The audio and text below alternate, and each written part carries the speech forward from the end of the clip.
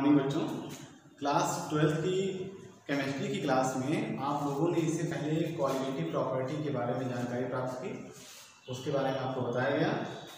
अब आगे आपको हम बता रहे हैं एबनॉर्मल मोलर मास और वन ऑफ फैक्टर के बारे में। बहुत ही इंपॉर्टेंट टॉपिक है बेटा, इस पर थोड़ा सा ध्यान दीजिए। सबसे पहले हम कल बात करेंगे एबनॉर्मल मोलर मास क्या होता है। जाहिर सी बात है, जो नॉर्मल मोलर मास है अगर उससे हटके आपको रीडिंग मिल रही है तो इस तरीके के मोलर मास को हम बोलते हैं एबनॉर्मल मोलर मास। बेटा जितनी भी क्वालिटेटिव प्रॉपर्टीज आपको पढ़ाई गई हैं, कहीं ना कहीं qualitative properties moles of solute के ऊपर डिपेंड करती हैं। पहले डेफिनेशन से क्लियर कर दी गई है। उसके अलावा जब वो मोल्स ऑफ सॉल्यूट से रिलेटेड हैं तो जाहिर सी बात है मोलर मास से भी रिलेटेड होंगी। तो किस तरीके से रिलेटेड होंगी उसको आप देख लीजिए। जैसे हम बात कर लें डेल्टा टीवी की, depression in elevation in boiling point की बात अगर कर लेंगे तो delta TB equal to KB into small M molality होता है। मोलैलिटी का मतलब होगा moles of solute upon weight of solvent in KG, weight of solvent in KG. तो यहाँ पर देखो बेटा मोल्स ऑफ सॉल्यूट क्या होगा, कहीं ना कहीं मोलर मास से रिलेट हो जाएगा। इसी तरह से डेल्टा टीएफ यानी कि डिप्रेशन इन फ्रीजिंग पॉइंट भी मोल्स ऑफ सॉल्यूट यानी कि मोलर मास से रिलेट हो जाएगा। अगर ऑस्मोटिक प्रेशर की बात करें तो भी देखिए पाई इक्वल टू CRT। यहाँ पर देखिए कंसंट्रेशन टर्म को N/V के फॉर्म में लिखते हैं। यहाँ पर भी ये क्या होगी, अभी नंबर ऑफ मोल से रिलेट हो जाएगा यानी मोलर मास से रिलेट हो जाएगा। साथ ही साथ अगर हम बात करें रिलेटिव लोडिंग इन VP की बात करें तो भी कहीं ना कहीं मोल फ्रैक्शन के ऊपर डिपेंड करती है। और आप लोग जानते हैं कि मोल फ्रैक्शन किससे रिलेट होता है, नंबर ऑफ मोल से रिलेट होता है। और नंबर ऑफ मोल से रिलेट होने का मतलब वो मोलर मास से रिलेट हो जाएगा। तो बेटा ये बताने का मकसद यहाँ पर ये था कि जो क्वालिटेटिव प्रॉपर्टीज होती हैं वो मोलर मास से इनडायरेक्टली रिलेट होती है। इनडायरेक्टली फॉर्म में आपको बताया जा रहा है जो कि मोलर मास से रिलेट करा दी गई है। नंबर ऑफ मोल्स के थ्रू वो मोलर मास से रिलेट होती है। अब होना क्या चाहिए, क्वालिटेटिव प्रॉपर्टी की जो वैल्यू कैलकुलेटेड हो वही वैल्यू ऑब्जर्व भी आनी चाहिए। अगर ये कंडीशन होती तब एबनॉर्मलिटी वहाँ पर डिस्कस ना करते। लेकिन एक्चुअल में होता क्या है कि आप जब किसी क्वालिटेटिव प्रॉपर्टीज की वैल्यू को कैलकुलेट करते हैं तो कैलकुलेटेड वैल्यू जो कैलकुलेटेड वैल्यू होगी वो ऑब्जर्व्ड वैल्यू से डिफर होती है, अलग होती है, जिसकी वजह से क्वालिटेटिव प्रॉपर्टी के रिजल्ट में as well as molar mass में भी डिफरेंस क्रिएट हो जाता है। इस एबनॉर्मलिटी को, इस डिफरेंस को बोलते हैं एबनॉर्मल मोलर मास। बेटा केवल मोलर मास में ही एबनॉर्मलिटी नहीं आती है बल्कि उनके रीडिंग्स में भी एबनॉर्मलिटी आती है, जाहिर सी बात है।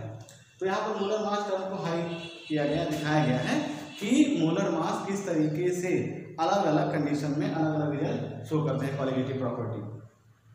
बात समझ में आ गई। अब हम बात करेंगे, एक एग्जांपल आपके सामने डिस्कस कर रहे हैं।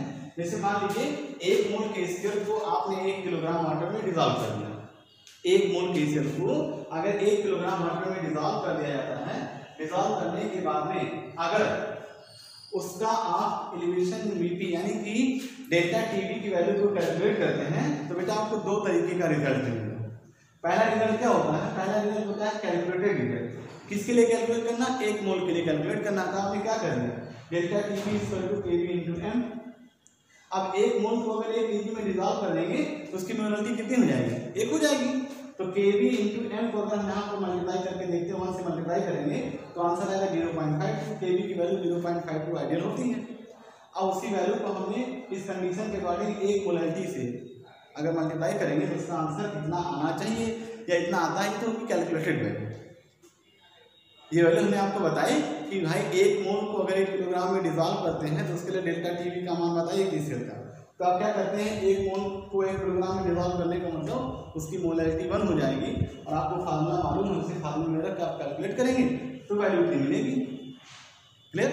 लेकिन ये देखा गया है, ऑब्जर्वेशन के थ्रू देखा गया, बाय एक्सपेरिमेंट इसको देखा गया है कि भाई डेल्टा टीवी की वैल्यू 1.04 केल्विन पर मोल पर केजी आ रही है, मोल पर केजी आ रही है। फिर से ध्यान दो बेटा, डेल्टा टीवी की जो कैलकुलेटेड वैल्यू है वो 0.52 है, जबकि डेल्टा टीवी की जो ऑब्जर्व्ड वैल्यू है वो 1.04 ये वैल्यू हमें प्राप्त हो रही है। तो बेटा यहाँ दोनों वैल्यूज में क्या होता है, डिफरेंस आ गया है। इन दोनों वैल्यूज में क्या हो गया है, डिफरेंस आ गया है। ठीक इसी तरह जितनी भी क्वालिटेटिव प्रॉपर्टीज हैं, अगर आप इस तरीके के सॉल्यूट को यूज कर रहे हैं सॉल्वेंट में तो उनकी वैल्यू क्या होगी, कांस्टेंट वैल्यू नहीं मिलेगी। दोनों की वैल्यू के बीच में कुछ ना कुछ डिफरेंस हो जाएगा। ये जो डिफरेंस क्रिएट होता है इसी को हम बोलते हैं एबनॉर्मल। मोलर मास या एबनॉर्मल जो रीडिंग होती है। अब इसमें मोलर मास टर्म को ऐड कर दिया क्योंकि मोलर मास अगर कैलकुलेट करेंगे इस रीडिंग के अकॉर्डिंग तो भी अलग अलग आएंगे। ठीक, इस चीज को ओवरकम करने के लिए, इस चीज को हटाने के लिए एक फैक्टर इंट्रोड्यूस किया जाता है जिसको हम बोलते हैं वान हाफ फैक्टर। ठीक, वान हाफ फैक्टर को जाने से पहले आपको बता दें कि किस तरीके से मोलर मास की वैल्यू डिफर हो जाएगी। देखो बेटा, जब मोलर मास निकाला गया केसीएल के लिए, फॉर केसीएल, दोनों ही केसेस में केसीएल का एग्जांपल डिस्कस करेंगे। केसीएल के लिए निकाला गया तो मोलर मास कैलकुलेटेड एज 74.5, जबकि जो ऑब्जर्व्ड वैल्यू थी वो 37.25 आ गई। बिल्कुल एकदम से डिफरेंस हो गई, दोनों की वैल्यू में काफी अंतर हो गया। ठीक है, इसी अंतर को ओवरकम करने के लिए, इसी अंतर को सुधारने के लिए एक फैक्टर को इंट्रोड्यूस किया गया जिसको हम बोलते हैं वान हाफ फैक्टर, और वान हाफ फैक्टर को रिप्रेजेंट करते हैं स्मॉल आई से। ठीक, कैसे इस वैल्यू को सही करते हैं, क्या करते हैं देखिए। इसमें आई की वैल्यू निकालने के लिए normal molar mass upon M normal molar mass, आपके पास जो नॉर्मल रीडिंग आई है और जो एम नॉर्मल रीडिंग आई है, उन दोनों को जब हम डिवाइड कर देते हैं तो जो आंसर मिलता है उसको हम बोलते हैं वान हाफ फैक्टर। और इसी वान हाफ फैक्टर के थ्रू तमाम तरीके की क्वालिटेटिव प्रॉपर्टीज के रिजल्ट में जो एरर आ रहा है उनको हम सही कर सकते हैं। ठीक, इसको हम दूसरे वे में लिख सकते हैं, number of particle after dissociation और association and number of particle before dissociation और एसोसिएशन। डिसोसिएशन या एसोसिएशन के बाद कितने पार्टिकल जनरेट होते हैं और डिसोसिएशन एसोसिएशन के पहले कितने पार्टिकल होते हैं, उनके रेशियो को हम वान हाफ फैक्टर के थ्रू प्राप्त कर लेंगे। ठीक, अच्छा बेटा, यहाँ पर आप देख रहे हैं कि मोलर मास अलग अलग आ रहा है, किस तरीके से आया इसको देखिए। आप सभी लोग जानते हैं n = weight upon molecular mass, molar mass. अब अगर हम सिंपली कैलकुलेटेड वैल्यू लेके चलेंगे तो केसीएल कितना मोल लिया गया है, 1 मोल लिया गया है। कितना लिया गया है, 1 मोल, यानी n की वैल्यू यहाँ पर कितनी हो जाएगी, 1। n की वैल्यू 1 रखेंगे तो मोलर मास कितना निकल के आएगा, 74.5। क्लियर। लेकिन आप सभी लोग जानते हैं कि जब किसी भी इलेक्ट्रोलाइट को यूनिवर्सल सॉल्वेंट में डिसॉल्व करते हैं, बेसिकली वाटर में जब डिसॉल्व करते हैं तो क्या होगा, इलेक्ट्रोलाइट क्या होगा, डिसोसिएट हो जाएगा।